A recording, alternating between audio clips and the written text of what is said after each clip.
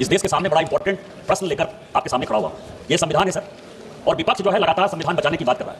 इसका आर्टिकल 14, 15, 16 ये कहता है कि धार्मिक आधार पर किसी प्रकार का कोई डिस्क्रिमिनेशन स्टेट नहीं करेगा। जब कॉन्स्टिट्यूएंट असेंबली बन रहा था सभापति महोदय, तो तजीमुल हसन साहब एक मुस्लिम लीग के एमपी थे, और वो एक संशोधन लेकर आए कि मुसलमानों के लिए अलग लोकसभा और विधानसभा होना चाहिए और मुसलमानों के लिए अलग से रिजर्वेशन होना चाहिए। सरदार वल्लभ भाई पटेल ने आर्टिकल 6 के माध्यम से उसको गिराया और कहा कि पूरे भारत के जो नागरिक हैं वो एक हैं, और जो संविधान में आर्टिकल 14, 15, 16 है उसके आधार पर, धर्म के आधार पर किसी को भी रिजर्वेशन नहीं दिया जा सकता।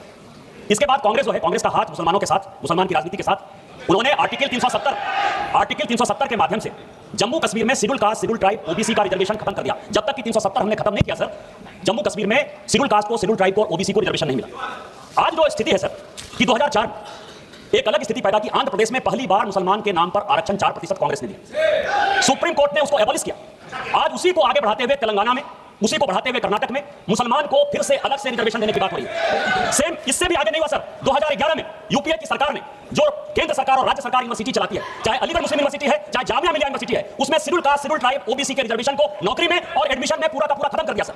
2012 में जब यूपी में चुनाव हो रहा था तो एक नोटिफिकेशन जारी करके मनमोहन सिंह जी की सरकार ने, तत्कालीन मनमोहन सिंह जी की सरकार ने 4.5% ओबीसी का रिजर्वेशन खत्म कर दिया सर। ये वही कांग्रेस है जिसने मंडल कमीशन का विरोध किया, ये वही कांग्रेस है जिसने ईडब्ल्यूएस का रिजर्वेशन 2018 में विरोध किया। आज schedule caste, schedule tribe, OBC का रिजर्वेशन अलग से दे रहे, मुसलमानों को देने की बात कर रहे हैं, ओबीसी को देने की। मेरा आपके माध्यम से भारत सरकार से सभापति महोदय आग्रह है कि जिन राज्य सरकारों ने वोट बैंक की राजनीति में, जिन केंद्र सरकार के लोगों ने वोट बैंक की राजनीति में इस संविधान की हत्या की है, राहुल गांधी जी के पार्टी ने हत्या की है, आर्टिकल 14, 15, 16, सभी को जेल भेजना चाहिए, एक कमेटी बनाना चाहिए और इनके रिजर्वेशन दिखाना चाहिए। जय हिंद, जय भारत। डॉक्टर ईशा खान चौधरी।